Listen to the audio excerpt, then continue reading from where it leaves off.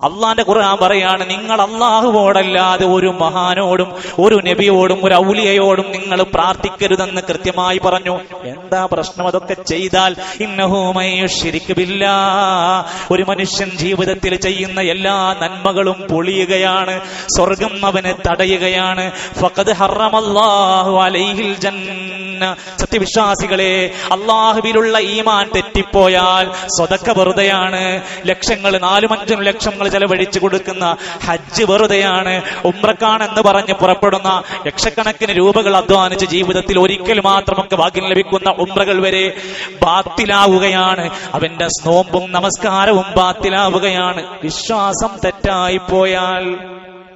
അതുകൊണ്ടാണ് വിശുദ്ധ ഖുർആൻ പറഞ്ഞത്, ലുഖ്മാനുൽ ഹക്കീം തന്റെ മകനോട് ഉപദേശിച്ചപ്പോൾ പറഞ്ഞു, ശിർക്ക് ചെയ്യരുത് കേട്ടോ, ഇന്നശ്ശിർക ലദുൽമുൻ അദീം, ഇത് വമ്പിച്ച അപരാധമാണ്, വലിയ തെറ്റാണ്.